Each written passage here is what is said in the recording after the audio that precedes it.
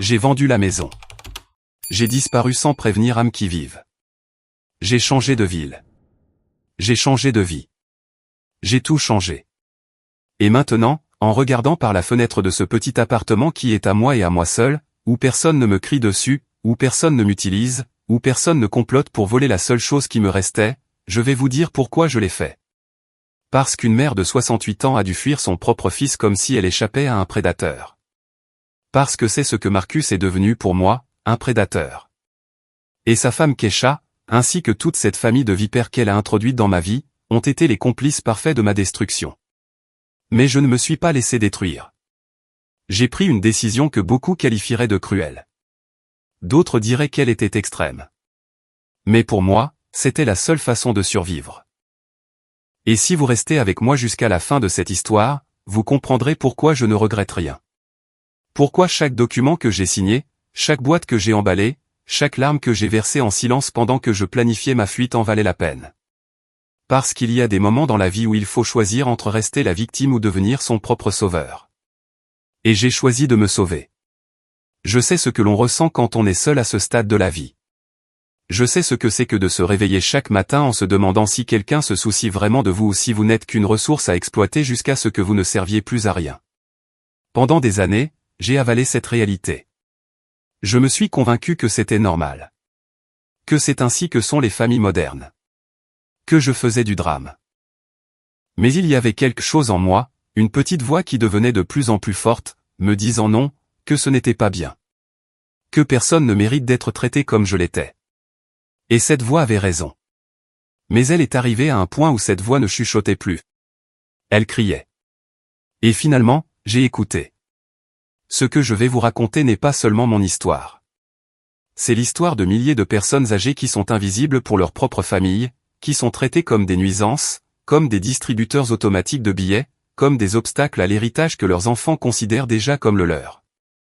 Et si vous qui m'écoutez maintenant vous identifiez à quoi que ce soit que je m'apprête à dire, je veux que vous sachiez que vous n'êtes pas seul. Qu'il y a une issue. Qu'il n'est jamais trop tard pour reprendre sa dignité. Tout a commencé il y a 3 mois. C'était un mardi après-midi, un de ces jours gris où le temps semble s'écouler plus lentement. Marcus et Keisha avaient été particulièrement distants ces dernières semaines. Des appels téléphoniques chuchotés, des portes qui se fermaient quand j'entrais dans une pièce, des regards entendus qui n'incluaient pas d'explication. J'ai essayé de ne pas trop y penser. Après tout, ils étaient mariés depuis 5 ans, et j'avais appris à leur laisser leur espace. Keisha ne m'a jamais aimé. Je le savais depuis le premier jour où je l'ai rencontrée. La façon dont elle me regardait, comme si j'étais un vieux meuble à remplacer, quelque chose d'obsolète qui prenait trop de place. Mais Marcus semblait heureux avec elle, et c'était la seule chose qui comptait pour moi. Seigneur, quel idiote j'ai été. Si aveugle, si naïf de croire que l'amour d'une mère suffisait à garder un fils proche quand il y avait une femme qui lui empoisonnait l'oreille tous les jours. Ce mardi-là, Marcus est entré dans la cuisine où je préparais le dîner. Il avait cette expression que j'avais appris à reconnaître, ce mélange de culpabilité anticipée et de malaise. Il venait demander quelque chose. Ce regard précédait toujours les demandes. Maman, j'ai besoin que tu me prêtes de l'argent. Maman, on va rester ici quelques mois de plus jusqu'à ce qu'on trouve quelque chose. Maman, Keisha est un peu stressée. Essaie de ne pas la déranger. Maman. Maman. Maman. Toujours maman quand il avait besoin de quelque chose, mais jamais un maman quand il s'agissait de m'inclure dans ses projets, dans ses joies, dans sa vraie vie. Je me suis tourné vers lui avec un sourire qui était devenu automatique. Ce sourire de mère qui endure tout, qui pardonne tout, qui ne dit jamais non. Marcus, mon chéri, qu'est-ce qui ne va pas? Et lui, sans me regarder directement dans les yeux, m'a lâché la bombe comme s'il parlait de la météo. Maman, j'ai besoin de tes cartes de crédit. Les 3. Keisha et moi devons faire des achats importants cette semaine. Je te les rendrai lundi prochain. Quelque chose en moi s'est tendu. Il n'avait jamais demandé les 3 cartes en même temps. Une, oui, peut-être 2 en cas d'urgence, mais les 3. Pourquoi as-tu besoin des 3, Marcus? Il a haussé les épaules avec cette indifférence qui me brisait le cœur. Je te l'ai déjà dit, des achats importants. Ne t'inquiète pas, maman. Fais-moi confiance. Fais-moi confiance. Ces mots ont résonné dans ma tête pendant des jours. Fais-moi confiance, a dit le fils que j'avais élevé seul après la mort de son père quand il avait à peine 8 ans. Fais-moi confiance, a dit l'homme pour qui j'avais payé l'intégralité des frais de scolarité en travaillant double poste. Fais-moi confiance, a dit celui qui vivait dans ma maison sans payer de loyer pendant qu'il économisait pour son avenir. Un avenir qui, apparemment, ne m'incluait pas. Mais je voulais y croire. J'avais besoin d'y croire. Alors, j'ai sorti les 3 cartes de mon portefeuille et je les lui ai tendues. Marcus les a prises sans même dire merci. Il a juste hoché la tête, marmonné un rapide « à plus tard » et a quitté la cuisine. Je l'ai entendu dire quelque chose à Kesha à voix basse dans le couloir. Je l'ai entendu rire, un rire qui sonnait comme une victoire. Et quelque chose en moi a su, à ce moment-là j'ai su que je venais de commettre une terrible erreur. Mais je ne savais pas encore à quel point elle était terrible. Je ne savais pas encore que ces cartes allaient servir à financer une trahison si grande qu'elle changerait ma vie pour toujours. Les 3 jours suivants ont été étranges. Marcus et Kesha ont pratiquement disparu de la maison. Ils partaient tôt et rentraient tard. Quand je leur demandais où ils avaient été, les réponses étaient vagues. On fait des courses. On s'occupe d'affaires. Ne t'inquiète pas, maman. J'ai essayé de vérifier l'activité des cartes en ligne, mais chaque fois que je le faisais, le système me disait qu'il y avait une erreur, d'essayer plus tard. J'ai appelé la banque et ils m'ont dit que tout était en ordre, qu'il n'y avait pas de problème avec mon compte. Mais quelque chose ne me semblait pas juste. Quelque chose se passait et je ne le voyais pas. Vendredi soir, Marcus est entré dans ma chambre. Maman, Kesha et moi partons en week-end. On restera peut-être jusqu'à mercredi. Des amis nous ont invités dans leur chalet. J'ai besoin de me reposer un peu du travail. Cela m'a semblé étrange. Marcus ne prenait jamais de vacances impromptues. Mais j'ai hoché la tête. D'accord, fiston. Amusez-vous bien. Il est parti sans rien dire d'autre, sans un câlin, sans un baiser sur le front comme quand il était petit. Il est juste parti, et je suis resté assise sur mon lit, fixant les murs de cette chambre où j'avais pleuré tant de nuits après être devenue veuve, me demandant quand exactement j'avais perdu mon fils. À quel moment le gentil garçon qui me serrait dans ses bras et me disait que j'étais sa personne préférée au monde s'était-il transformé en cet étranger froid qui me regardait à peine? Samedi matin, je me suis réveillé dans un silence étrange dans la maison. Ce type de silence qui vous met mal à l'aise dans votre propre maison. Marcus et Kesha étaient déjà partis. Ils n'ont pas laissé de mots. Ils n'ont pas dit à quelle heure ils reviendraient exactement. Rien. Juste ce vide pesant remplissant chaque recoin. Je me suis fait un café et je me suis assise dans le salon, essayant de me débarrasser de ce sentiment de malaise qui ne me laissait pas respirer. J'ai allumé la télévision pour me distraire, mais je ne pouvais me concentrer sur rien. Mes yeux revenaient sans cesse vers la porte de la chambre de Marcus et Kesha, vers cet espace qui était autrefois ma salle de couture, que j'avais cédé quand ils se sont mariés et avaient besoin d'intimité. D'intimité pour conspirer contre moi, s'est-il avéré. Mais je ne le savais pas encore. J'étais encore dans cette bulle de déni où vivent les mères quand nous ne voulons pas accepter que nos enfants sont capables de nous faire du mal. J'ai passé la journée à nettoyer la maison. Je nettoie toujours quand je suis nerveuse. C'est ma façon d'occuper mes mains pendant que mon esprit tourne en rond. J'ai nettoyé la cuisine, la salle de bain, le salon, et quand j'ai fini avec les parties communes, je me suis retrouvé devant la porte de la chambre de Marcus et Kesha. Normalement, je respectais leur espace. Je n'entrais jamais sans permission. Mais ce jour-là, quelque chose m'a poussé à tourner la poignée. Je vais juste aérer un peu, me suis-je dit. Juste ouvrir la fenêtre, c'est tout. Je suis entré, et l'odeur du parfum cher de Kesha m'a immédiatement frappé. Ce parfum qui m'avait toujours semblé trop intense, trop prétentieux. J'ai ouvert la fenêtre et une brise fraîche est entrée. Je me suis retourné pour partir quand quelque chose sur le bureau a attiré mon attention. Le vieux téléphone portable de Marcus, celui qu'il avait remplacé il y a 2 mois par un nouveau. Il était là, branché au chargeur, l'écran allumé. Apparemment, il l'utilisait encore pour quelque chose. Ma main a bougé avant que mon cerveau ne puisse l'arrêter. J'ai pris le téléphone. Il n'avait pas de code de verrouillage. Marcus était toujours négligent avec ces choses-là. L'écran montrait plusieurs applications ouvertes, et là, en haut, j'ai vu des notifications d'une application de messagerie. De nombreuses notifications d'un groupe nommé Famille de Kesha. Mon cœur a commencé à battre plus vite. Je savais que je ne devrais pas regarder. Je savais que j'envahissais leur vie privée. Mais quelque chose de plus fort que mon sens des convenances m'a fait taper sur cette notification. Et à ce moment-là, ma vie a changé pour toujours. Le groupe contenait des centaines de messages. J'ai fait défiler jusqu'au plus récent et la première chose que j'ai vue a glacé mon sang. C'était un message de Kesha, envoyé ce matin-là même. On est déjà à l'aéroport. Marcus est nerveux que la vieille remarque quelque chose. Je lui ai dit de se calmer. Elle est trop bête pour vérifier les relevés de cartes. La vieille? Elle m'appelait la vieille. Mes mains se sont mises à trembler.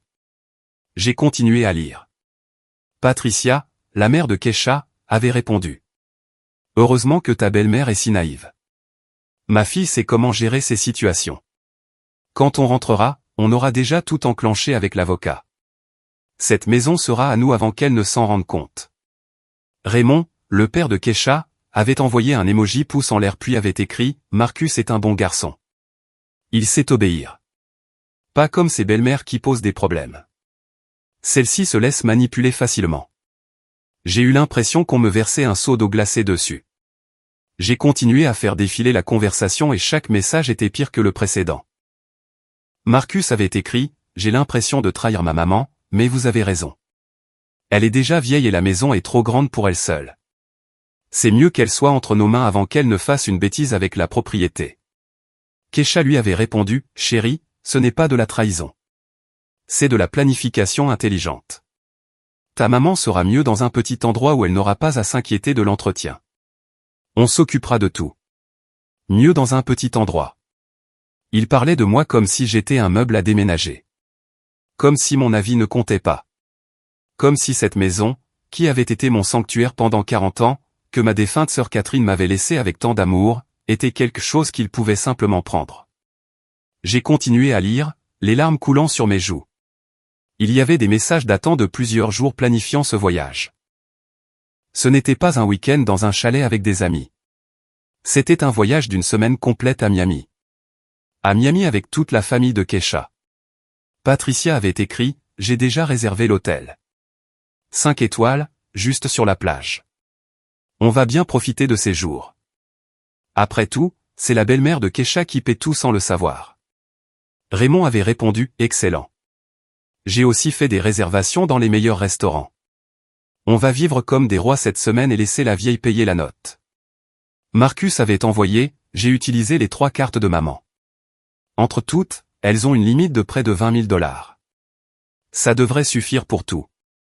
$20 000. Ils avaient prévu de dépenser $20 000 de mes économies. De l'argent que j'avais accumulé pendant des années de travail jusqu'à ce que mon corps me fasse mal. De l'argent que j'avais économisé pour ma vieillesse, pour les urgences médicales, pour ne pas être un fardeau pour personne. Et ils le dépensaient dans des hôtels de luxe et des restaurants chers en m'appelant une vieille bête. Mais le pire n'était pas encore arrivé. J'ai continué à faire défiler la conversation jusqu'à ce que je trouve des messages datant de 2 semaines. Des messages où ils discutaient de leur véritable plan. Patricia avait écrit un long message. Kesha, j'ai parlé à notre avocat. Il dit que si Marcus peut faire signer à sa mère une procuration, on peut commencer le processus de transfert de la propriété. Ce ne sera pas immédiat, mais on peut commencer à préparer le terrain. Il dit aussi que si elle montre des signes de sénilité ou d'incapacité mentale, le processus est plus rapide. Kesha avait répondu « Ma belle-mère est parfaitement lucide, maman. On ne peut pas inventer ça. Patricia, il n'y a rien à inventer, ma chérie. Il suffit de documenter les oublis, la confusion, les comportements erratiques. Toutes les personnes âgées ont ces moments. Il suffit de les enregistrer en vidéo quand ils se produisent et de les présenter comme preuve qu'elle ne peut pas gérer ses propres affaires. Raymond, Patricia a raison. Je connais 3 cas où ça a parfaitement fonctionné. La famille a réussi à obtenir le contrôle total des biens de la personne âgée en utilisant cette méthode. C'est légal si c'est bien fait. Marcus, je ne sais pas si je suis à l'aise avec ça. Kesha, chérie, pense à notre avenir. Pense aux enfants que nous allons avoir. On a besoin de cette maison. Ta maman sera mieux prise en charge dans une maison de retraite de toute façon. Elle ne peut plus gérer tout cet espace. C'est pour son bien. Pour mon bien. Il voulait m'enfermer dans un établissement, voler ma maison, et se convaincre que c'était pour mon bien. J'ai ressenti une rage si profonde que j'ai cru que j'allais exploser. Mais j'ai continué à lire, car j'avais besoin de tout savoir. J'avais besoin de voir jusqu'où allait cette trahison. Et ce que j'ai trouvé ensuite m'a détruite d'une manière que je n'aurais jamais imaginé possible. Il y avait un message de Kesha datant d'une semaine. Les gars, ma belle-mère m'a demandé aujourd'hui si elle pouvait venir avec nous au festival le mois prochain. Je lui ai dit non, que c'était un événement réservé au couple. Elle avait l'air si triste. Ça m'a presque fait rire. Patricia avait répondu, bien joué, ma fille. Il faut continuer à l'isoler socialement. Moins elle a de relations, plus tout sera facile. Raymond, exactement. Les personnes âgées sans réseau de soutien sont plus faciles à gérer. Marcus, parfois, j'ai l'impression d'être trop dur avec elle. Hier, elle a demandé si on pouvait dîner ensemble et je lui ai dit que j'étais occupé. Ses yeux se sont remplis de larmes. Kesha, Marcus, ne sois pas faible. Ça fait partie du processus. Si tu commences à céder maintenant, on va perdre notre élan. Souviens-toi de ce qu'on a dit, distance émotionnelle pour que, le moment venu de la transition, ce ne soit pas si difficile pour toi. Distance émotionnelle. Ils avaient prévu de s'éloigner de moi délibérément. Toutes ces fois où Marcus avait évité mes conversations, rejeté mes invitations à cuisiner ensemble, était sorti quand j'entrais dans la pièce. Ce n'était pas une coïncidence. Ce n'était pas qu'il était occupé. C'était une stratégie froide et calculée pour me briser le cœur petit à petit, pour me faire sentir invisible dans ma propre maison, pour me préparer au jour où il me mettrait à la porte de ma propre maison. Les larmes tombaient si vite que je pouvais à peine voir l'écran, mais j'ai continué à lire parce que j'avais besoin de tout savoir. J'ai trouvé un autre message de Patricia qui m'a rendu physiquement malade. Alta est le type parfait de vieille femme pour ça. Elle n'a pas beaucoup d'amis. Elle ne sort pas beaucoup. Sa seule vraie famille était sa sœur et elle est morte. Marcus est tout ce qu'elle a. Ça nous donne un avantage total. Raymond, en plus, c'est une de ces femmes de la vieille école qui font tout pour leurs enfants. Elle ne nous dénoncerait jamais ou ne causerait jamais de problème. Elle est trop soumise. Kesha, exactement. C'est pour ça que j'ai bien choisi. Un homme avec une mère comme ça, c'était parfait pour ce dont on avait besoin. Bien choisi. Kesha avait choisi Marcus parce que j'étais vulnérable. Parce que j'étais seul. Parce que j'avais tant sacrifié pour mon fils qu'il savait que je ne l'affronterais jamais. Je me suis laissé tomber sur le lit de Marcus, le téléphone toujours dans mes mains tremblantes. Tout mon corps tremblait de manière incontrôlable. Ce n'était pas seulement de la rage que je ressentais. C'était quelque chose de beaucoup plus profond et de plus douloureux. C'était la sensation d'avoir été complètement détruite par les seules personnes en qui j'avais confiance. Par le fils à qui j'avais tout donné, absolument tout. J'ai fermé les yeux, essayant de traiter ce que je venais de lire, mais les mots continuaient de résonner dans ma tête comme des coups. Vieille bête. Trop soumise. J'ai bien choisi. Facile à gérer. Chaque phrase était un couteau s'enfonçant plus profondément dans ma poitrine. Je suis resté allongé là pendant combien de temps? Peut-être des minutes, peut-être des heures. Le soleil commençait à se coucher quand je me suis finalement redressé. Je devais continuer à lire. Je devais tout savoir avant qu'ils ne reviennent. Avant qu'ils ne puissent effacer les preuves ou changer leur plan. J'avais besoin de connaître chaque détail de cette trahison pour pouvoir me protéger. J'ai repris le téléphone et j'ai cherché des conversations plus anciennes. J'ai trouvé le moment exact où tout a commencé. Il y a 8 mois, Kesha avait commencé une conversation avec ses parents. Maman, papa, j'ai une idée. La maison de ma belle-mère vaut au moins 400 000 $ selon l'évaluation fiscale de la ville. C'est dans un quartier qui prend beaucoup de valeur. Si on arrive à la mettre à notre nom, on pourrait la vendre dans quelques années et gagner beaucoup d'argent, ou la garder et louer notre partie pendant qu'on y habite. Patricia avait répondu immédiatement, « J'aime ta façon de penser, ma fille. Mais il faut que ce soit subtil. Pas de pression évidente. Ça doit ressembler à une transition naturelle. » Raymond avait ajouté, « Je connais un avocat spécialisé dans ce genre de choses. Les transferts de propriété des personnes âgées aux membres de la famille. Il travaille sur des cas où les personnes âgées sont empêchées de gérer leurs biens. Il peut nous guider. » Kesha, parfait, papa. Je vais commencer à travailler sur Marcus. C'est le maillon faible. Si j'arrive à le convaincre que c'est la meilleure chose pour sa maman, tout sera plus facile. Travailler sur Marcus. Mon fils n'avait pas été le cerveau de tout ça. Il avait été victime de manipulation. Mais cela ne l'excusait pas, car il avait choisi de suivre le mouvement. Il avait choisi de me trahir, même en sachant que c'était mal. J'ai trouvé la conversation où Kesha a présenté l'idée à Marcus. C'était il y a 6 mois. Chérie, je dois te parler de quelque chose d'important. Ta maman vieillit, et cette maison est une trop grande responsabilité pour elle. J'ai pensé que peut-être on devrait envisager de l'aider à déménager dans un endroit plus petit et plus gérable. On pourrait garder la maison et mieux s'en occuper. Marcus avait répondu, je ne sais pas, Kesha. Cette maison signifie beaucoup pour ma maman. Ma tante Catherine la lui a laissée. Elles étaient très proches. Kesha, c'est exactement pour ça, chérie. C'est trop de douleur pour elle. Chaque recoin lui rappelle sa sœur décédée. Elle serait mieux dans un nouvel endroit où elle pourrait repartir de zéro. En plus, pense à notre avenir. Pense au bébé que nous voulons avoir. On a besoin d'espace. On a besoin de stabilité. Ta maman comprendrait si tu le lui expliquais, n'est-ce pas? Et c'est ainsi que ça a commencé. Avec des mensonges déguisés en sollicitude. Avec de la manipulation enveloppée de douces paroles sur mon bien-être. Marcus avait résisté au début. Il y avait des messages où il exprimait des doutes, où il disait qu'il ne se sentait pas bien à l'idée. Mais Kesha était persistante, et ses parents le bombardaient d'arguments. Petit à petit, ils ont usé sa résistance jusqu'à ce que finalement, Marcus cède. Je l'ai vu se produire dans ses messages. J'ai vu comment mon fils a été transformé en complice de ma destruction. Message après message. Mais il y avait autre chose qui m'a complètement anéanti.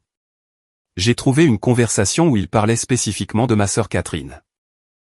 Patricia avait écrit, le fait que la sœur ait laissé la maison directement à Alta et non à Marcus est un problème.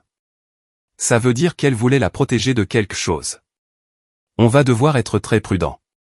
Raymond, ou peut-être que la sœur était juste une vieille bête aussi et n'a pas pensé aux implications légales. Kesha, ma belle-mère dit que sa sœur lui a fait promettre de ne jamais vendre la maison, pour qu'elle ait toujours un foyer sûr. Marcus, oui, ma tante Catherine lui a fait jurer ça sur son lit de mort. Ma maman a pleuré pendant des mois après sa mort. Kesha, eh bien, les promesses aux morts ne sont pas des contrats légaux. Une fois que la maison sera à notre nom, on pourra en faire ce qu'on veut. On pourra en faire ce qu'on veut. Il parlait de briser la promesse sacrée que j'avais faite à ma sœur mourante comme si ce n'était rien.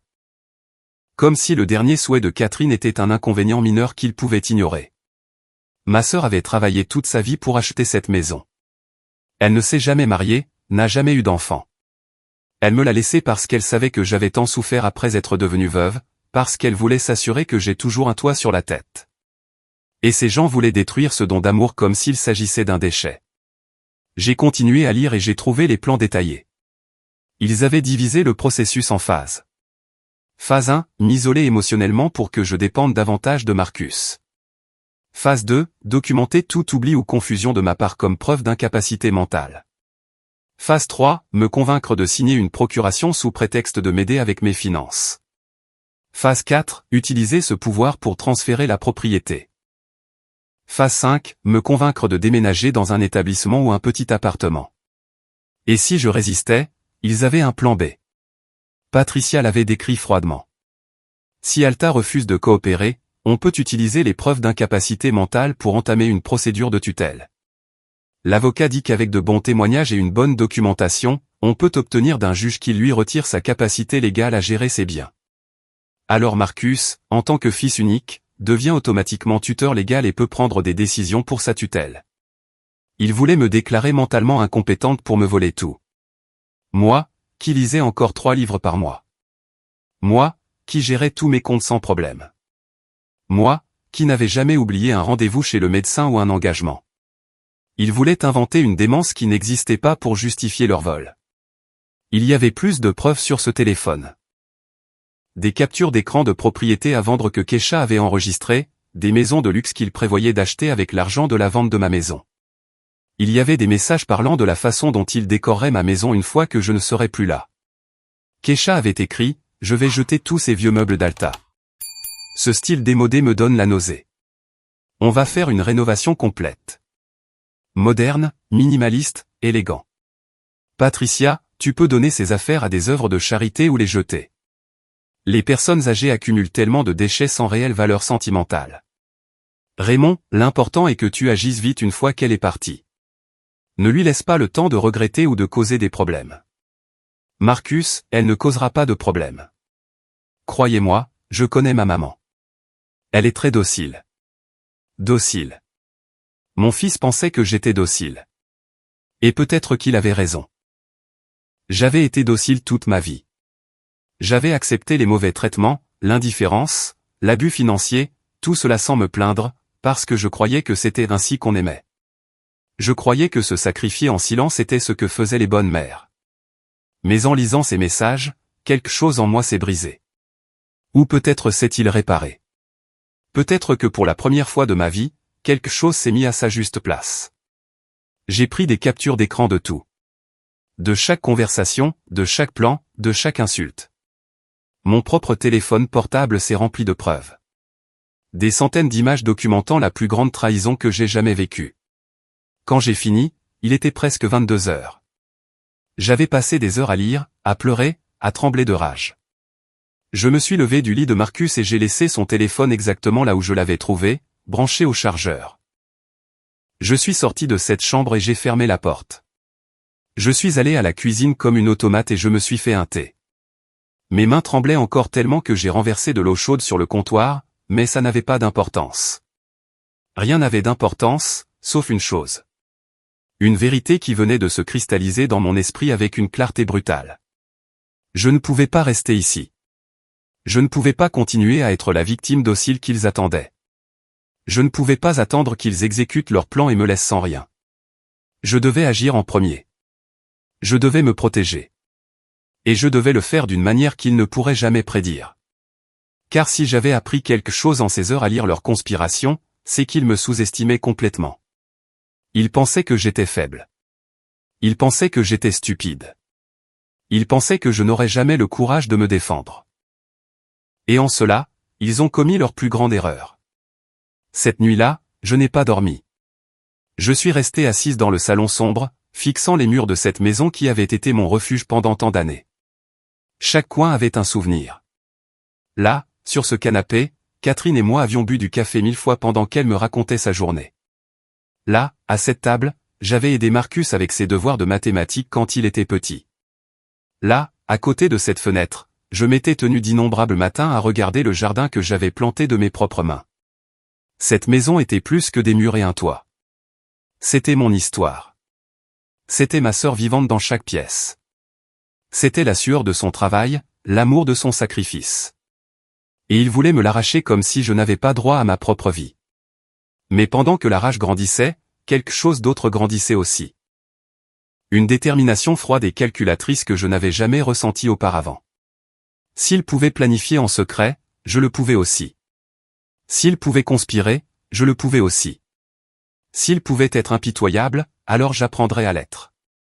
Parce que parfois, pour survivre, il faut devenir quelque chose que l'on n'a jamais pensé être.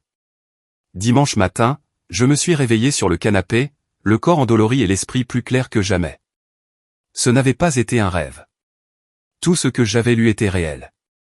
Mon fils et sa femme étaient à Miami, dépensant mon argent tout en planifiant de voler ma maison. Et j'avais une semaine avant leur retour. Une semaine pour changer le cours de cette histoire.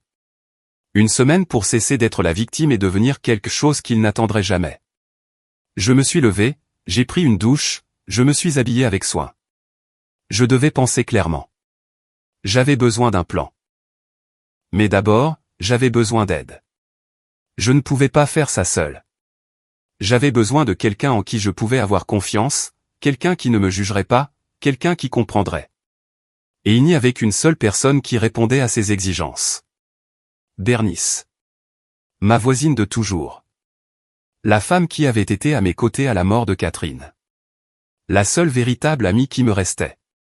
J'ai pris mon téléphone et je lui ai envoyé un texto.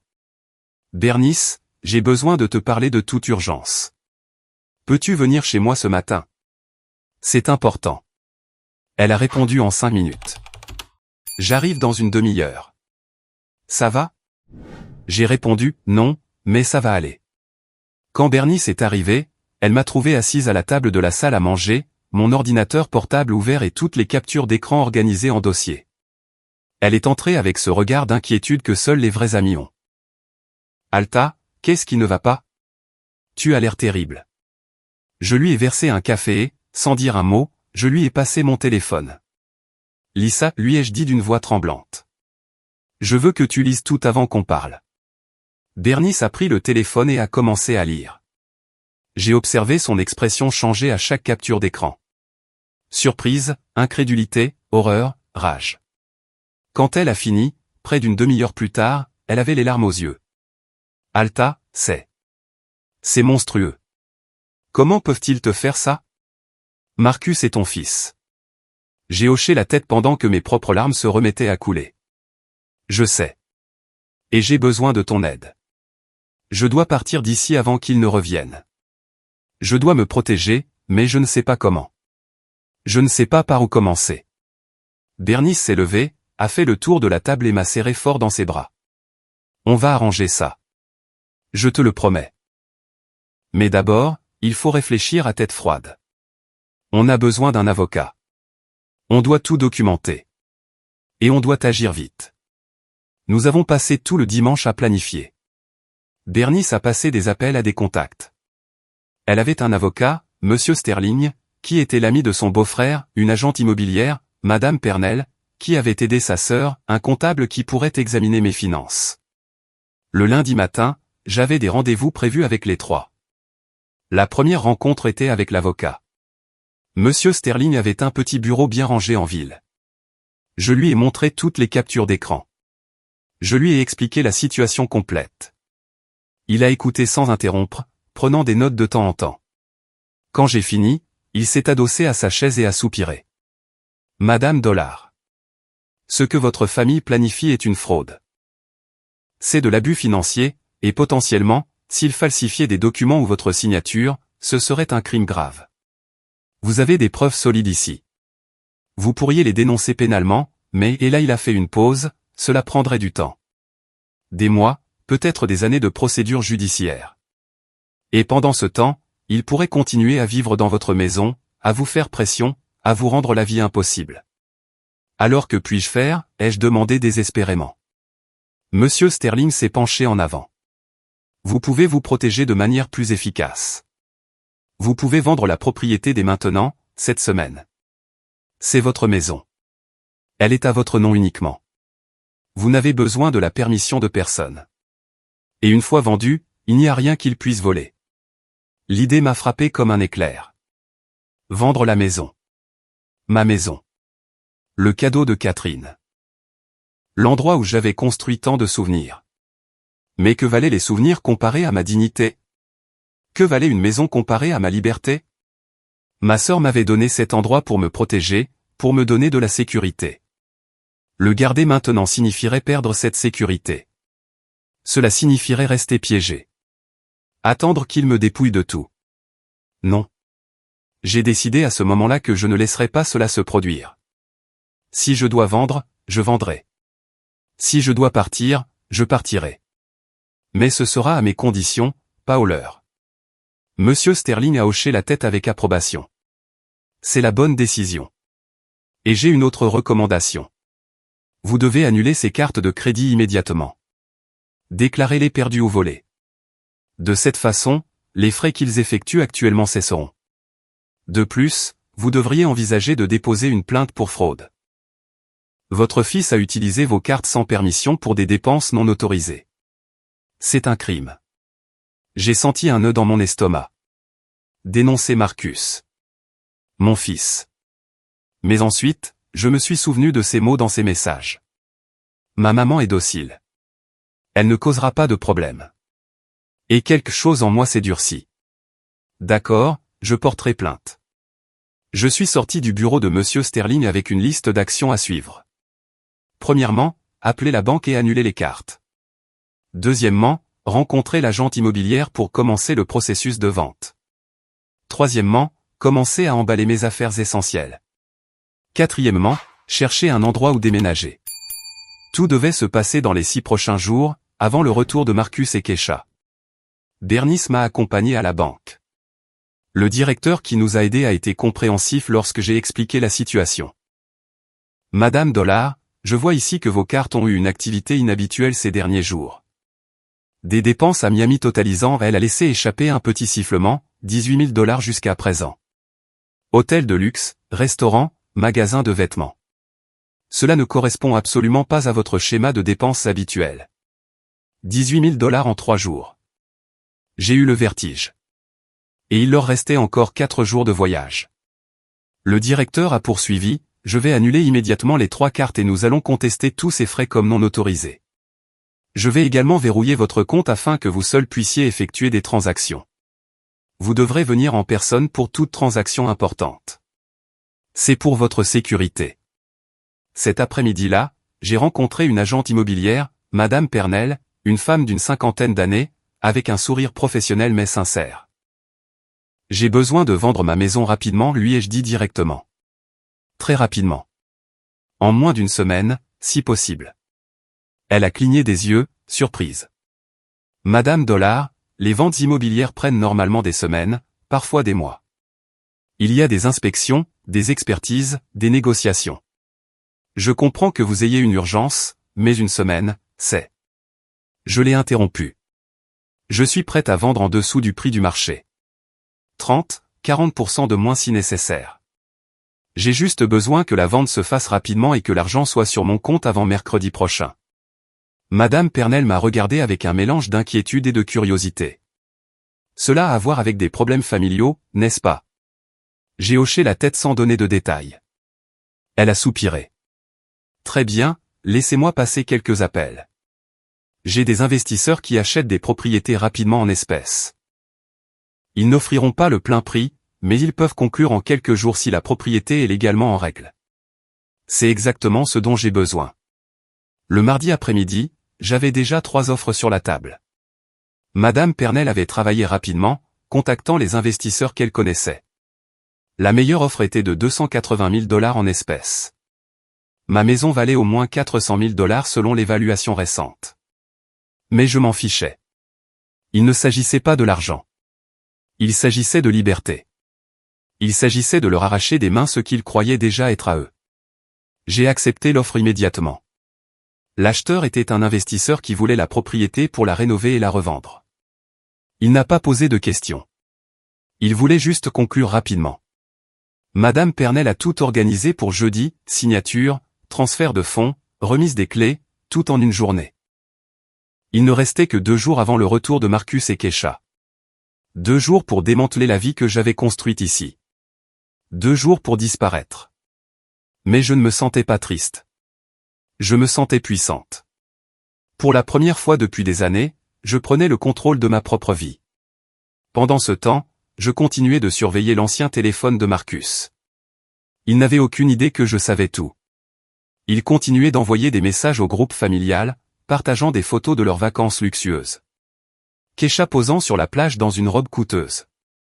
Marcus dans un restaurant chic tenant un verre de vin. Patricia et Raymond trinquant sur le balcon de leur suite avec vue sur l'océan. Tous souriants, tous heureux, tous dépensant mon argent comme si c'était le leur. Chaque photo m'exaspérait davantage, mais me donnait aussi plus de détermination. Ils avaient sous-estimé cette vieille bête, et ce serait leur perte. Dans le groupe, ils continuaient de parler de leur projet. Keisha avait écrit, « Quand on rentrera, on devra commencer la phase 2. Il faut que Marcus enregistre sa maman dans des moments de confusion, même si ce sont de petites choses. Ne pas se souvenir où elle a laissé ses clés, oublier une date, tout ce qu'on peut utiliser. » Patricia a répondu, « Exact. Et il faut que ce soit des vidéos naturelles qui n'ont pas l'air mises en scène. On doit construire un dossier solide. » Marcus a écrit, « Je me sens toujours mal à ce sujet. » Keisha lui a répondu rapidement, « Chérie, on en a déjà parlé. C'est pour notre bien, pour notre avenir. Ta maman sera mieux prise en charge. Je te le promets. » Des mensonges par-dessus des mensonges. Mais je n'étais plus là pour être leur victime. Mercredi, j'ai commencé à faire mes valises. Pas tout, juste l'essentiel. Vêtements, documents importants, photographies de Catherine, quelques objets à valeur sentimentale. Bernice m'a aidé. Nous avons travaillé en silence la plupart du temps, seulement interrompus par mes larmes occasionnelles lorsque je trouvais quelque chose qui me rappelait des souvenirs. Une photo de Marcus quand il était bébé. Un collier que Catherine m'avait offert. Le tablier que mon défunt mari utilisait lorsqu'il faisait des barbecues le dimanche. Chaque objet était un morceau de ma vie que je laissais derrière moi. Mais je devais le faire. Il n'y avait pas d'autre choix. Bernice m'a serré dans ses bras quand elle m'a vu pleurer sur une boîte de photos. Tu vas t'en sortir, Alta. Ce n'est pas une fin. C'est un début. Un meilleur début où personne ne te fera de mal. Je voulais la croire. J'avais besoin de la croire. Pendant que je faisais mes valises, j'ai fait d'autres choses importantes. J'ai appelé la banque et j'ai transféré tout mon argent sur un nouveau compte dans un autre État, un compte que moi seul connaissais. J'ai annulé tous les services publics à mon nom dans cette maison. Lumière, eau, gaz, internet, tout. J'ai programmé les annulations pour vendredi matin. Je voulais que, lorsque Marcus et Kesha arriveraient mercredi soir, ils trouvent une maison vide, sombre et sans rien. J'ai aussi préparé quelque chose de spécial. Avec l'aide de Monsieur Sterling, l'avocat, j'ai rédigé une lettre. Une lettre qui expliquait tout, qui leur montrait que je connaissais chaque détail de leur plan. Qui indiquait clairement qu'ils avaient perdu. La lettre était dure, directe, sans place pour les malentendus. Elle commençait ainsi, Marcus et Kesha, lorsque vous lirez ceci, j'aurai déjà disparu de vos vies. La maison que vous projetiez de me voler a déjà été vendue. L'argent que vous pensiez hériter est protégé sur des comptes que vous ne pourrez jamais toucher. Les cartes de crédit que vous avez utilisées pour votre voyage de luxe sans ma permission ont été signalées comme frauduleuses. Chaque dépense que vous avez faite est contestée et une enquête criminelle est en cours. Je sais tout. J'ai lu chaque message, vu chaque plan. Je connais chaque insulte que vous avez dite à mon sujet. Vieille bête.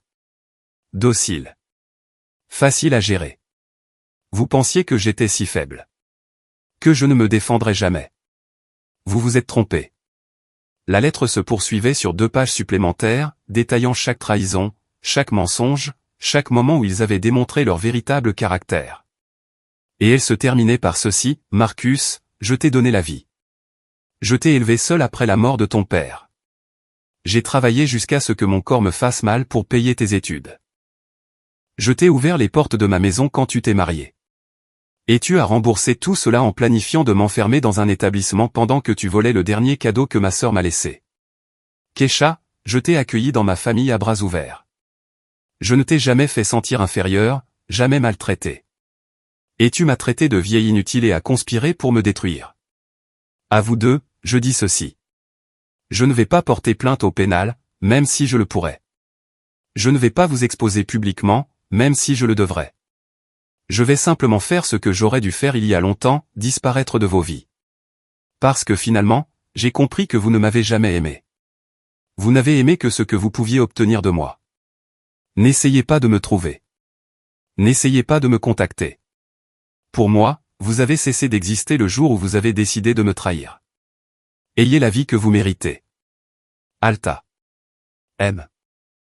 Sterling m'a aidé à programmer la livraison de la lettre. Elle arriverait par courrier recommandé exactement le jeudi après-midi, un jour après ma disparition, un jour après leur retour. J'avais un autre détail à ajouter au plan. J'ai copié toutes les captures d'écran des conversations et je les ai enregistrées sur une clé USB. J'ai laissé cette clé à Monsieur Sterling avec des instructions spécifiques. Si Marcus ou Kesha essaient de me chercher légalement, s'ils essaient de causer des problèmes, s'ils racontent des mensonges sur moi, vous avez la permission d'utiliser ces preuves.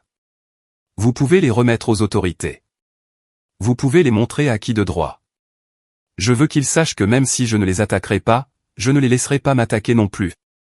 Monsieur Sterling a verrouillé la clé dans son coffre-fort. Alta, vous avez tout fait correctement. Vous vous êtes protégé légalement et émotionnellement. Maintenant, il ne vous reste plus qu'à vous protéger physiquement. Où allez-vous aller? J'avais déjà la réponse. Ma cousine Sheila, pas ma voisine Bernice, une autre cousine, vivait dans un autre état. Nous avions été proches dans notre jeunesse, mais nous avions perdu le contact au fil des ans. Je l'avais appelée 2 jours auparavant, lui expliquant vaguement ma situation. Elle n'a posé aucune question. Elle a seulement dit, viens. Reste aussi longtemps que tu en as besoin. Ma maison est ta maison. Jeudi, le jour de la signature est arrivé. Madame Pernelle est venue me chercher tôt le matin. Nous sommes allés au bureau du notaire où l'acheteur attendait déjà. C'était un homme d'affaires d'une quarantaine d'années, poli et efficace. Nous avons signé des papiers pendant 1 heure. Chaque signature était un pas de plus vers ma liberté. Quand nous avons fini, le notaire m'a remis un chèque de banque de 280 000 $. Je l'ai regardé, ressentant un mélange de soulagement et de tristesse. Ce morceau de papier représentait 40 ans de ma vie dans cette maison. Mais il représentait aussi mon salut. Je suis allé directement à la banque et j'ai déposé le chèque. Le directeur a traité la transaction immédiatement. Les fonds seront disponibles dans 24 heures, m'a-t-elle dit. Parfait. Au moment où Marcus et Kesha reviendraient, l'argent serait déjà en sécurité sur mon nouveau compte dans un autre état. Inaccessible pour eux. Protégé. Le mien. Je suis retourné à la maison pour la dernière fois cet après-midi-là. Les nouveaux propriétaires prendraient possession vendredi matin. J'avais cette nuit pour dire au revoir. J'ai parcouru chaque pièce vide. Mes pas résonnaient dans le silence. Il n'y avait plus de meubles, plus de tableaux au mur, rien pour dire qu'Alta Dollar avait vécu ici pendant des décennies. Je me suis tenu au centre du salon vide et j'ai fermé les yeux. Je pouvais voir Catherine assise dans son fauteuil préféré, celui que j'avais vendu avec tout le reste. Je pouvais entendre son rire quand elle me racontait des histoires sur son travail. Je pouvais sentir son étreinte le jour où elle m'a remis les clés de cette maison, en me disant, « Ma sœur, c'est à toi pour toujours. Personne ne pourra jamais te l'enlever. » Je n'aurais jamais pensé que celui qui essaierait de me l'enlever serait mon propre fils. J'ai ouvert les yeux et les larmes ont coulé librement sur mes joues. « Pardonne-moi, Catherine. Je sais que je t'ai promis de ne jamais vendre cette maison. Mais rester signifiait la perdre de toute façon. Au moins de cette façon, c'est moi qui ai pris la décision. C'est moi qui avais le contrôle. J'espère que où que tu sois, tu peux comprendre. J'espère que tu sais que j'ai fait la seule chose que je pouvais faire pour survivre. Je suis resté là jusqu'à ce qu'il fasse nuit. Puis j'ai verrouillé la porte pour la dernière fois et j'ai remis les clés à Madame Pernelle, qui les donnerait au nouveau propriétaire le matin. Je ne suis jamais retourné dans cette maison. Cette nuit-là, j'ai dormi chez Bernice, ma voisine. Elle avait insisté pour que je ne passe pas ma dernière nuit seule. Elle a préparé un dîner simple, et nous avons mangé en silence. Alta, m'a-t-elle dit finalement, je sais que ça fait mal. Je sais que tu as l'impression de tout perdre. Mais je veux que tu saches quelque chose. Ce que tu fais est courageux. La plupart des gens dans ta situation resteraient, se laisseraient abuser parce qu'ils ont peur d'être seuls. Toi, tu as choisi ta dignité. Ce n'est pas de la lâcheté.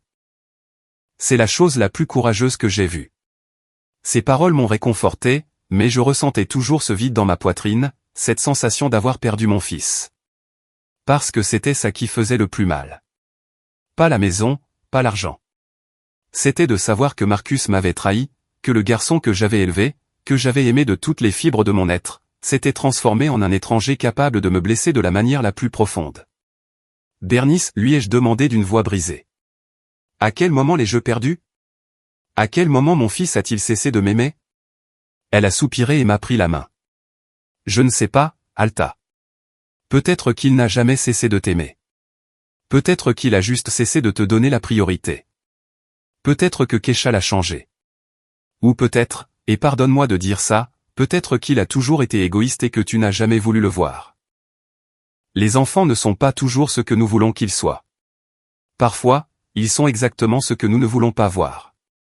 Ces paroles faisaient mal parce qu'elles avaient le goût de la vérité.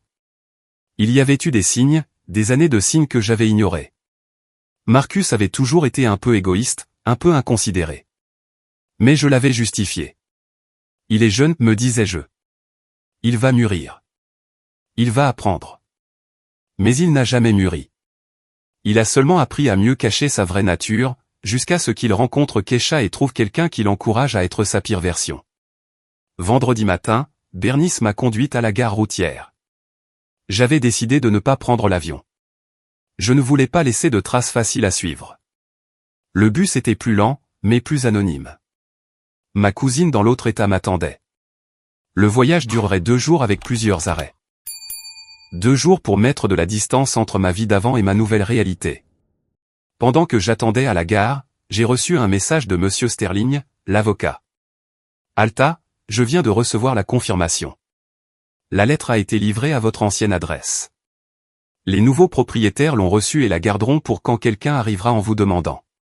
Je veux aussi vous informer que la banque a officiellement traité la contestation des frais de carte. Marcus va recevoir une notification de l'enquête pour fraude dans les prochains jours. Vous avez tout fait correctement. Maintenant, partez l'esprit tranquille. J'ai répondu, merci pour tout, Monsieur Sterling. Je ne sais pas ce que j'aurais fait sans votre aide. Il a répondu, vous avez protégé votre avenir. C'est ce que vous avez fait. Prenez soin de vous. J'ai rangé le téléphone et j'ai regardé autour de la gare. Des gens qui allaient et venaient, chacun avec ses propres histoires, ses propres douleurs, ses propres batailles. Et j'étais une de plus. Une femme de 68 ans qui recommençait à zéro. Terrifiant et libérateur à la fois. Bernice m'a serré fort dans ses bras avant que je ne monte dans le bus. Tu vas t'en sortir. Je le sais. Tu es plus forte qu'ils ne l'ont jamais imaginé. Je lui ai rendu son étreinte de toutes mes forces. Merci pour tout. Pour m'avoir cru, pour m'avoir aidé, pour avoir été la seule véritable amie que j'avais. Elle avait les larmes aux yeux. Tiens-moi au courant. Je veux savoir que tu es arrivé en toute sécurité, que tu es en sécurité. Promets-le-moi. Je le promets. Je suis monté dans le bus et j'ai trouvé ma place près de la fenêtre. Alors que le véhicule démarrait et que la ville commençait à s'estomper, j'ai pensé à Marcus et Keisha. À ce moment-là, ils profitaient de leur dernier jour à Miami, dépensant les derniers dollars de mes cartes avant qu'elles n'expirent, prenant des photos pour se vanter sur les réseaux sociaux, planifiant comment ils allaient continuer leur stratagème à leur retour. Ils n'avaient aucune idée de ce qui les attendait. Ils n'avaient aucune idée que leur victime avait disparu, que leur plan s'était effondré, que la vieille bête s'était avérée bien plus intelligente qu'ils ne le pensaient. Et cela m'a procuré une satisfaction sombre mais réelle. Ce n'était pas exactement de la vengeance. C'était de la justice. C'était de l'autoprotection. C'était de la survie. Le bus a traversé des paysages que je n'avais jamais vus. Des champs ouverts, de petites villes, des montagnes au loin. Chaque kilomètre m'éloignait davantage de ma vie antérieure. Chaque heure qui passait me rapprochait de ma nouvelle réalité. J'ai beaucoup réfléchi pendant ce voyage. J'ai pensé à toutes les fois où j'avais ravalé ma fierté.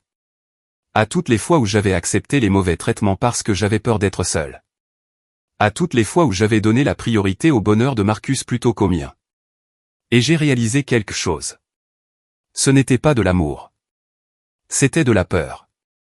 La peur que si je ne me sacrifiais pas constamment, si je ne me faisais pas petite, si je n'acceptais pas les miettes d'affection qu'il me donnait, alors je serais complètement seul. Mais maintenant, j'étais seul de toute façon. Et étrangement, ce n'était pas aussi terrible que je l'avais imaginé. C'était comme respirer après avoir été trop longtemps sous l'eau. Je suis arrivé à destination dimanche après-midi. Ma cousine Sheila, que je n'avais pas vue depuis près de 15 ans, m'attendait à la gare. Elle m'a reconnu immédiatement malgré le temps. Alta, dit-elle en me serrant dans ses bras. Bienvenue à la maison. C'est ta maison maintenant, aussi longtemps que tu en as besoin. Son appartement était petit mais confortable. Elle m'a montré la chambre d'amis qu'elle m'avait préparée. Ce n'est pas grand-chose, s'est-elle excusée, mais c'est confortable et c'est à toi. J'ai pleuré en voyant le lit avec des draps propres, les serviettes pliées sur la commode, les fleurs fraîches sur la table de chevet. J'ai pleuré parce que quelqu'un s'était donné la peine de me faire sentir la bienvenue. Quelqu'un qui ne me connaissait pas vraiment, qui ne me devait rien, avait fait plus pour moi en un jour que mon propre fils en des années. Ce soir-là, en défaisant mes quelques affaires, j'ai reçu un message d'une voisine de mon ancienne maison. Alta, je ne sais pas si tu devrais le savoir, mais Marcus et Keisha sont arrivés il y a 1 heure. C'était le chaos. Ils criaient, pleuraient, appelaient la police. Les nouveaux propriétaires leur ont montré les papiers de vente. Marcus a essayé de forcer la porte et a failli se faire arrêter. Keisha criait que c'était impossible, que tu n'aurais pas pu faire ça. Finalement, ils sont partis. J'ai entendu Marcus dire qu'ils allaient te chercher. Je pensais que tu devrais le savoir. Merci, ai-je répondu. Je suis déjà loin. Je suis en sécurité. J'ai bloqué le numéro de Marcus cette nuit-là, et celui de Kesha aussi. Je ne voulais pas entendre leurs excuses, leurs cris, leurs menaces. Je n'avais pas besoin de ce poison dans ma nouvelle vie. Les jours suivants ont été étranges. Je me réveillais le matin sans savoir où j'étais pendant quelques secondes. Puis la réalité revenait. J'étais dans une autre ville, dans une autre vie. Loin de Marcus, loin de Kesha, loin de tout ce que j'avais connu.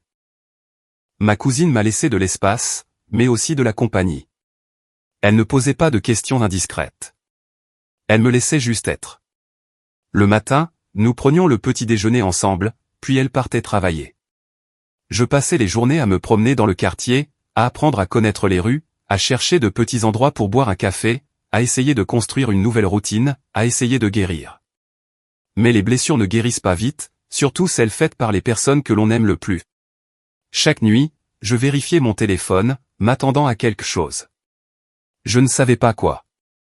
Peut-être des excuses de Marcus. Peut-être un message disant qu'il était désolé, qu'il avait fait une erreur, qu'il m'aimait encore. Mais rien n'est venu. Juste le silence. Et ce silence faisait plus mal que n'importe quelle insulte. Une semaine après mon arrivée, Monsieur Sterling m'a appelé. Alta, je dois vous informer de certains développements. Marcus a essayé de déposer une plainte contre vous pour vente frauduleuse de propriété. Il a allégué que vous étiez mentalement incapable et que la vente devrait être annulée. Mon cœur s'est arrêté. Et que s'est-il passé? Monsieur Sterling a ri amèrement. Le juge a examiné les documents. Il a vu que vous aviez passé des évaluations médicales récentes dans le cadre du processus de vente. Il a vu qu'un notaire avait certifié votre capacité mentale. Il a vu que vous aviez agi avec un conseil présent. Et puis il a vu les preuves que j'ai présentées des conversations où il prévoyait de vous déclarer faussement incompétente. L'affaire a été rejetée en quelques minutes. De plus, le juge a averti Marcus que le dépôt de fausses déclarations pourrait entraîner des poursuites contre lui. J'ai ressenti un soulagement si grand que j'ai failli m'évanouir. Alors, ils ne peuvent rien faire? Ils ne peuvent pas toucher l'argent. Ils ne peuvent pas annuler la vente. Ils ne peuvent pas me forcer à revenir. Exactement, a confirmé Monsieur Sterling. Légalement, vous êtes entièrement protégé. De plus, la banque a confirmé les frais frauduleux sur les cartes. Marcus devra tout rembourser ou faire face à des poursuites pénales. Et Kesha est également impliquée car elle a effectué certaines des dépenses directement. Ils sont maintenant dans de graves difficultés financières. Après avoir raccroché avec Monsieur Sterling, je me suis assise sur le petit balcon de l'appartement de ma cousine. J'ai regardé la ville que je commençais à peine à connaître, une ville où personne ne connaissait mon histoire, où personne ne me voyait comme la vieille bête qui avait été trompée par sa famille. Ici, j'étais juste Alta. Une femme qui recommençait à zéro. Et cela ressemblait à un cadeau. Les jours se sont transformés en semaines. J'ai trouvé un petit appartement à louer. Je ne voulais pas abuser de l'hospitalité de ma cousine. C'était un endroit modeste, une seule chambre dans un immeuble calme, mais c'était le mien. Personne n'avait de clé sauf moi. Personne ne pouvait entrer sans ma permission. Personne ne pouvait conspirer contre moi à l'intérieur de ces murs. J'ai acheté des meubles simples. Rien de luxueux, juste le nécessaire. Un lit confortable, une petite table, un fauteuil pour lire. J'ai décoré avec les quelques photographies que j'avais apportées. Catherine me souriant depuis un cadre sur la table de chevet, mon défunt mari dans un autre cadre dans le salon. Marcus n'était dans aucune photographie visible. J'en avais apporté quelques-unes de lui enfant, mais je les gardais dans une boîte dans le placard. Je ne pouvais pas les regarder sans pleurer, sans me demander où j'avais perdu ce gentil garçon. Un mois après mon arrivée, j'ai reçu un email de Marcus. J'avais changé de numéro de téléphone, mais il avait toujours mon adresse email. Le message était long, erratique, plein de rage et de désespoir. Maman, commençait-il, bien que cela ne semblait pas venir d'un fils. Cela ressemblait à un étranger furieux. Comment as-tu pu nous faire ça? Comment as-tu pu vendre la maison sans nous le dire? Cette maison était mon héritage. C'était mon avenir. Kesha et moi avions tout prévu. On allait avoir des enfants là-bas. On allait construire notre vie là-bas et tu as tout gâché. La banque nous poursuit pour les cartes. Ils disent qu'on a commis une fraude, qu'on doit 18 000 $ plus les intérêts et les pénalités. On n'a pas cet argent. J'ai perdu mon travail parce que je ne pouvais pas me concentrer avec tout ce stress. Kesha m'a quitté. Elle a dit que j'étais un incapable, que je ne pouvais même pas gérer ma propre mère. Elle est retournée chez ses parents et ils m'ont tout mis sur le dos. Je vis dans un appartement horrible. Je peux à peine payer le loyer, et tout est de ta faute. Si tu avais été raisonnable, si tu avais compris qu'on ne voulait que le meilleur pour toi. Mais non, tu as dû être égoïste. Tu as dû ne penser qu'à toi, après tout ce que j'ai fait pour toi. Après que je t'ai supporté toutes ces années. J'ai lu l'email 3 fois. Chaque mot était un couteau. Mais pas de douleur. De clarté. Car dans ce message, j'ai vu tout ce que j'avais besoin de voir. Marcus n'était pas repentant. Il ne demandait pas pardon.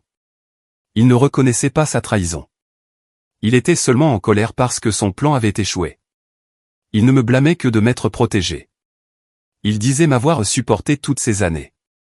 Comme si m'avoir comme mère avait été un fardeau. Comme si élever son fils, l'aimer, se sacrifier pour lui, était quelque chose pour lequel il devrait recevoir de la gratitude. Sa pensée était si tordue que c'en était effrayant. J'ai répondu à l'email. C'était la seule fois que je l'ai fait. Ma réponse a été courte.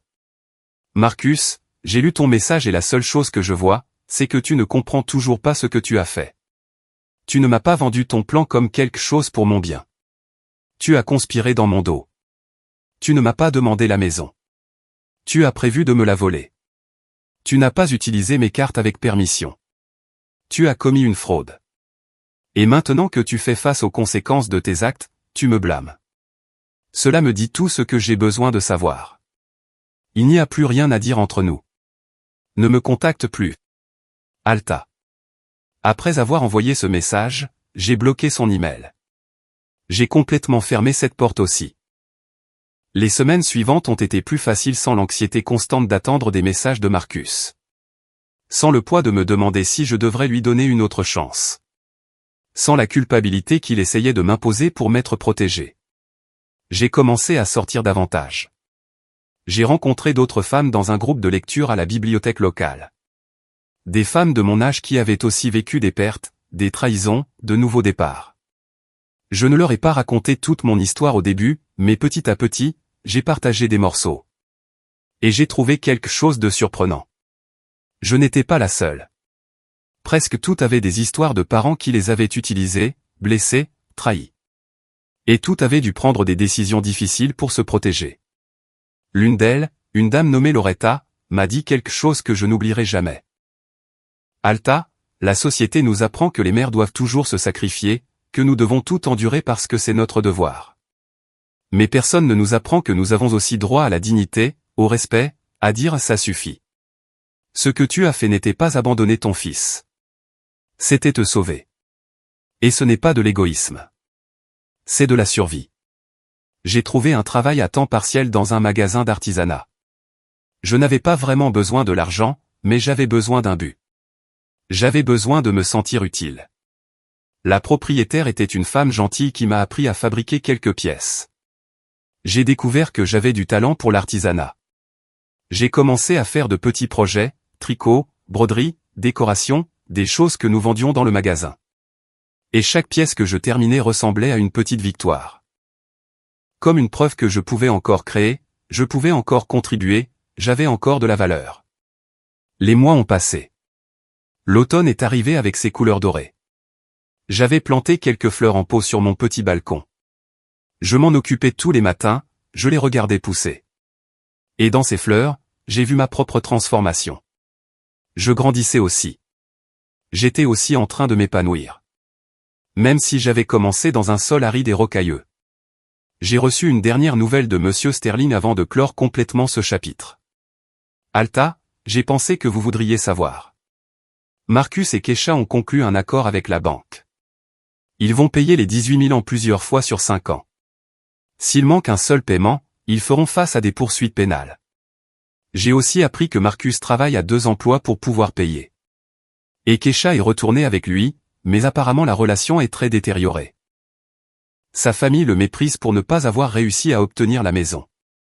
Ironique, n'est-ce pas? Ce qu'ils voulaient les a unis. Ce qu'ils ont perdu les détruit. Ironique était un euphémisme. C'était une justice poétique. Ils avaient conspiré ensemble, s'étaient soutenus dans leur plan diabolique, s'étaient moqués de moi en dépensant mon argent. Et maintenant, ce même plan détruit était ce qui les maintenait liés dans une relation toxique. Marcus, piégé, travaillant comme un esclave pour payer une dette qui n'aurait jamais dû exister. Kesha, piégée avec un homme que sa famille méprisait. Patricia et Raymond, regardant leur grand projet non seulement échouer mais laisser leur fille dans une situation pire. Je n'ai ressenti aucune pitié pour aucun d'entre eux. Peut-être que cela me rendait cruel. Peut-être que j'aurais dû ressentir une certaine compassion. Après tout, Marcus était toujours mon fils biologiquement.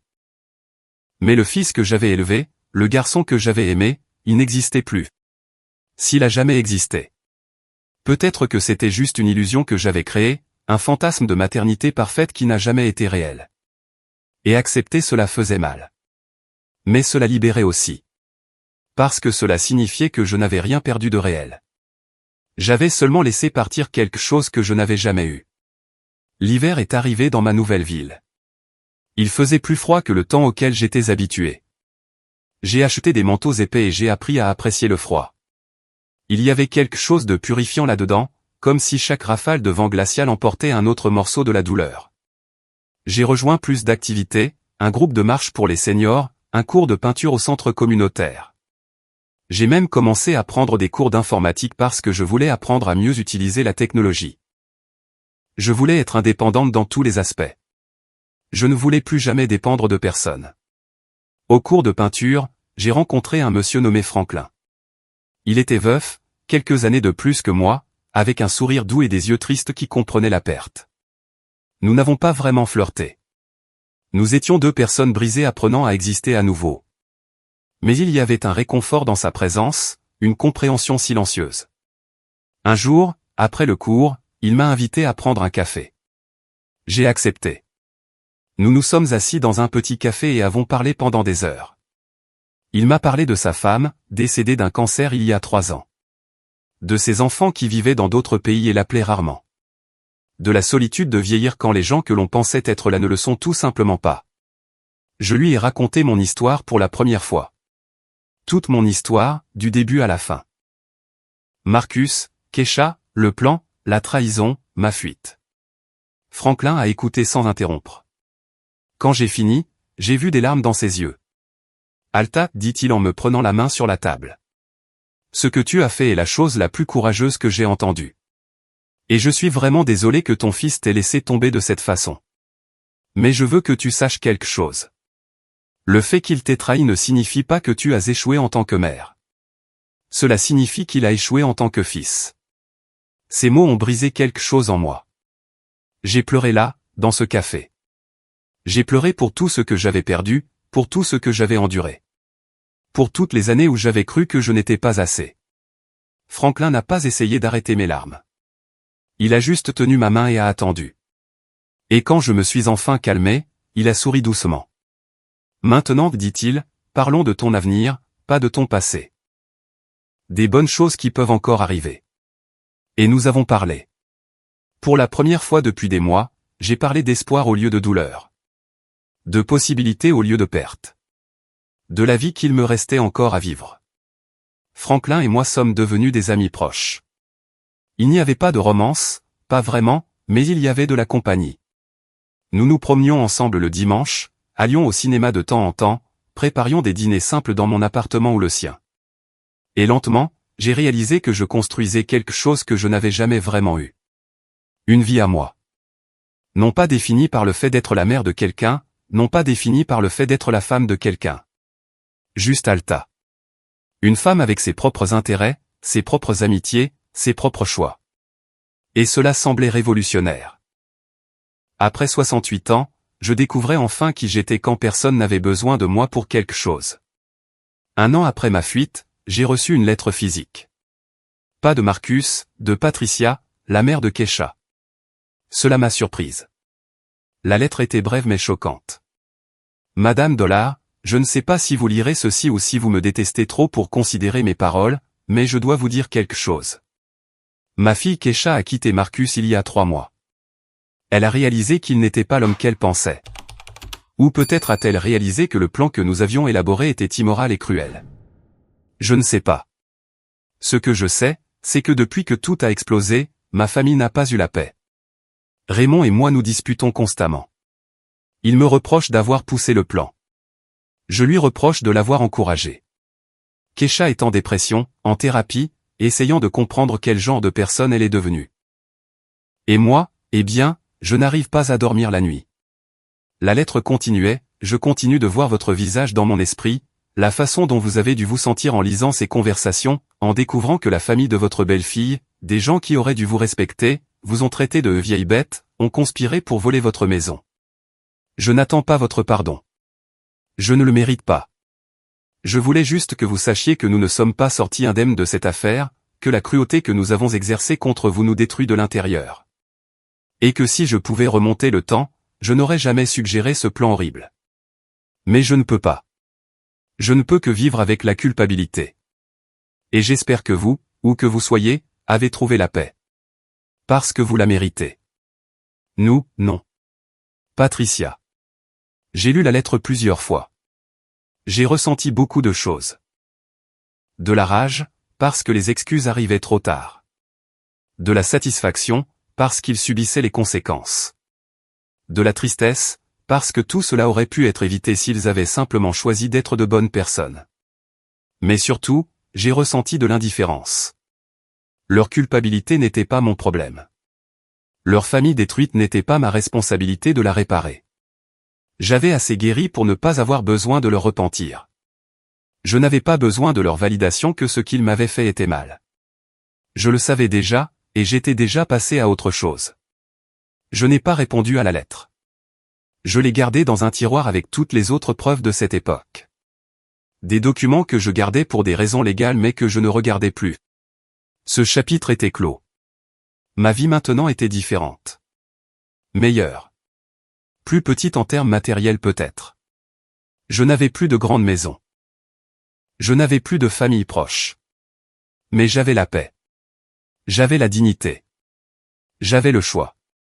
Et cela valait plus que n'importe quelle propriété. Plus que n'importe quelle relation forcée avec des gens qui ne me valorisaient pas. Les saisons ont continué de changer. Le printemps est arrivé avec ses fleurs et ses nouveaux départs. J'étais aussi en train de m'épanouir. Ma petite entreprise d'artisanat avait grandi. Maintenant, je vendais mes pièces dans des foires locales en plus du magasin. Je connaissais mes voisins. J'avais des routines. J'avais un but. Un après-midi, en organisant mes affaires, j'ai trouvé une vieille photo de Marcus quand il avait 5 ans. Il souriait, serrait un ours en peluche, ses yeux pleins d'innocence. J'ai regardé cette photo longuement, et finalement, j'ai pu séparer l'enfant de l'homme. Je pouvais pleurer pour l'enfant que j'aimais sans ressentir d'obligation envers l'homme qui m'a trahi.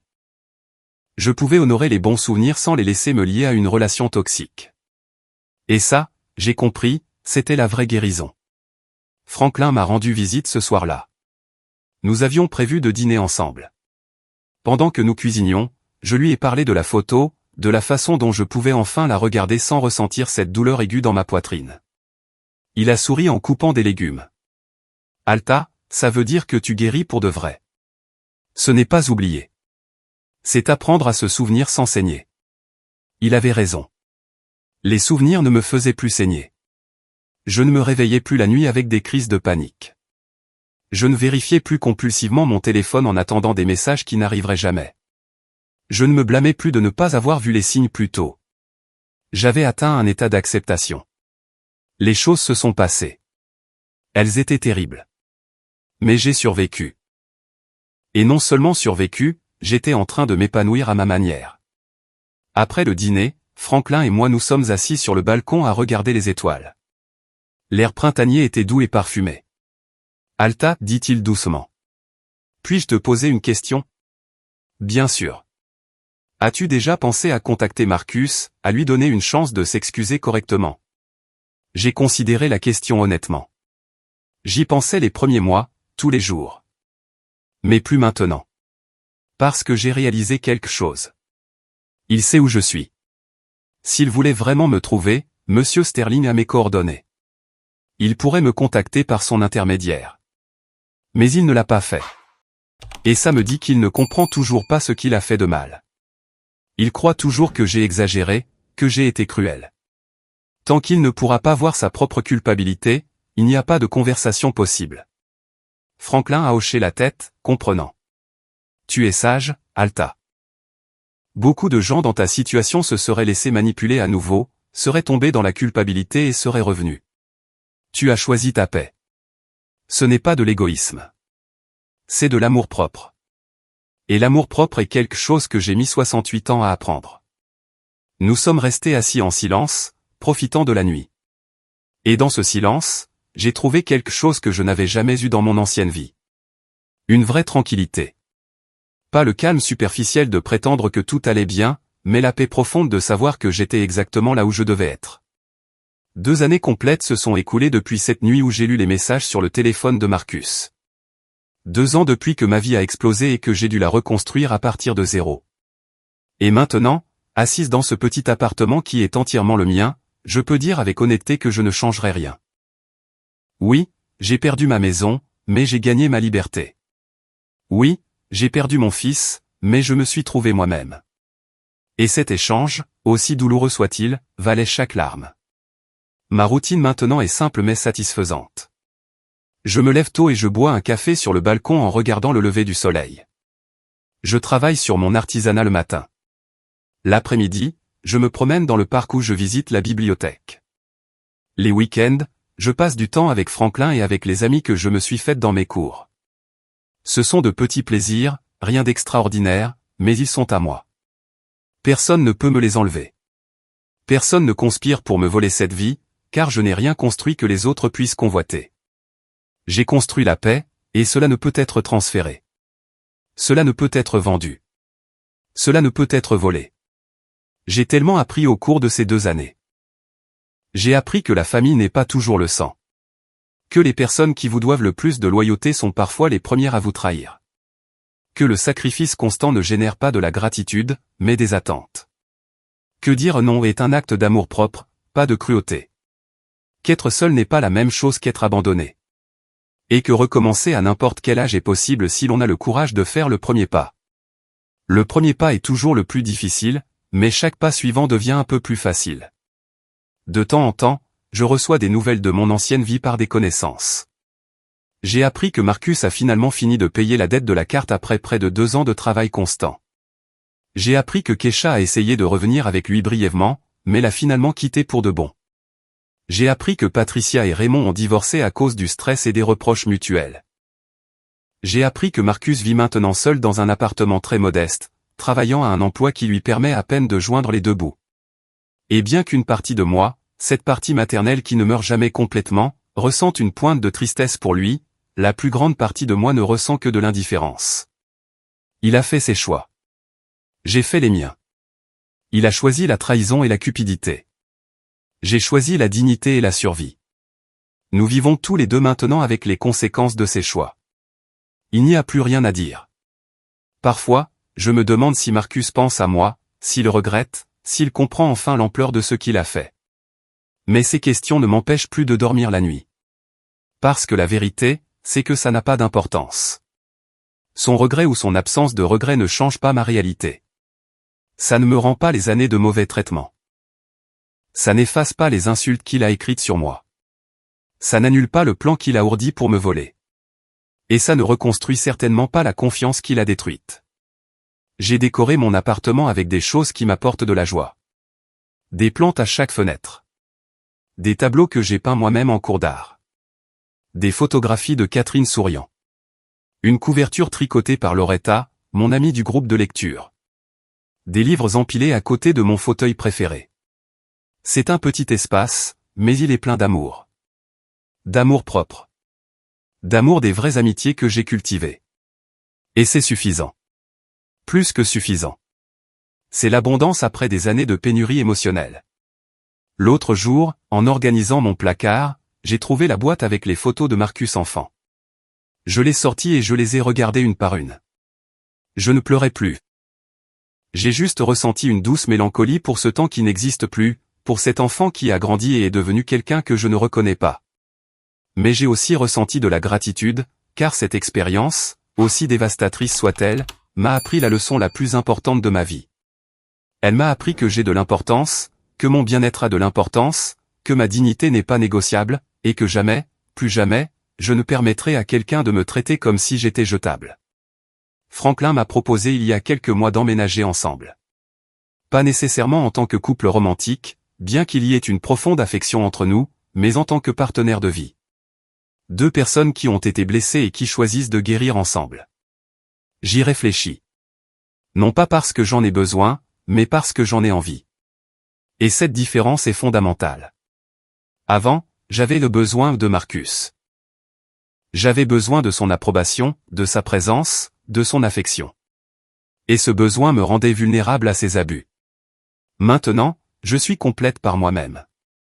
Si je choisis de partager ma vie avec Franklin, ce sera d'un lieu de plénitude, pas de manque.